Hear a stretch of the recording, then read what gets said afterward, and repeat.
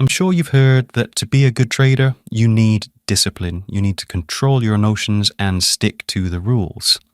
That's complete nonsense, and I will prove it. Welcome back, everyone. I'm going to do better than just prove you don't need discipline, nor do you need to control your emotions. I'm going to upload 8 different lessons that will teach you brain hacks that will help you become a high-performance trader with any system in any market without working on discipline. Let me prove my point first. If I offered you the choice between having a guaranteed profit of $200 or a 90% chance to win $250 but a 10% chance of winning nothing, which option would you choose? Just go with your gut instinct answer. Most people choose option A, the guaranteed $200. And what about this choice? A guaranteed loss of $200 or a 90% chance of losing $250 but a 10% chance of losing nothing at all? Again, please go with your initial gut instinct answer. Most people choose option B. If you chose the same as most people, you've made a bad financial decision.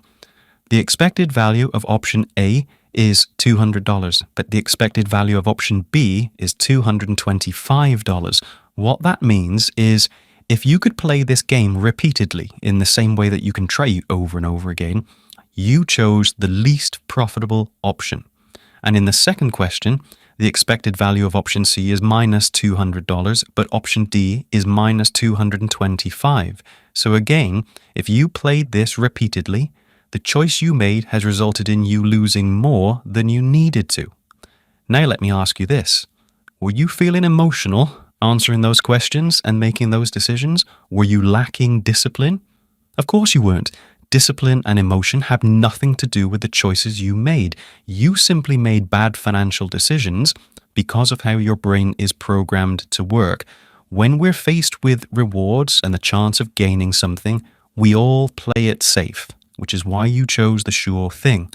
But when we're faced with potentially losing something, we naturally gamble, which is why you chose the riskier option. There are amazing advantages to thinking this way and making those choices. In fact, you wouldn't be here if you thought any other way. In the old days, as hunter-gatherers, you wouldn't risk injury or death to hunt a woolly mammoth if you already had an abundance of food. You played it safe when you were ahead. That's sensible. But if you were starving to death and you were going to die anyway, it makes perfect sense to take a risk because it might pay off. Those decisions literally keep generation after generation alive. You can see it in the modern world when a sports team is ahead and winning. They play it safe to hold on to their lead. But if they're losing and behind, they take risks to try and make a comeback. Unfortunately, when it comes to trading, this kind of decision-making means you always make smaller profits and bigger losses. Capitalism didn't exist when our brains were developing. In terms of financial decision-making, particularly in trading, our natural instincts are maladaptive and work against us. That is why you repeatedly take profit early and let your losses get bigger than they should be. It's also why you hesitate to pull the trade out and you fail to enter when your system tells you to, or why you sometimes overtrade with a fear of missing out. It's nothing to do with emotions or discipline. Now, even though you know what you should do in trading, like knowing you should let winners run and cut losses short, you don't do it because your decisions are really conscious things. You're on autopilot. Let me prove it. I want you to imagine you've just been working in the garden and your hands have got dirty with mud or grease, so you go to the sink to wash them and get them clean. Now fill in the missing letter of this word. I guarantee you instantly thought of A. However, if I'd asked you to think about eating in a restaurant, perhaps having a starter that you eat with a spoon from a bowl, and then I showed you that word, the letter you would have thought of would have been a U. What I've done there is called priming, and it triggers a chain reaction of automatic thought processes that lead to inevitable outcomes that are totally predictable and unavoidable. It controls how you think, the decisions you make, and the actions you take. With the right priming, I know what you're going to do next before you do. And guess what? In trading, you are being primed all the time without knowing it. So think about what all this means as you trade. First, you are on autopilot and decisions are being made without you even thinking about it. And on top of that, the decisions you are hardwired to make are maladaptive to financial markets. They are always going to be harmful to your results. Emotions didn't do that to you. Now, you do, of course, experience emotions when trading badly, but they are not the cause of your poor performance and bad results.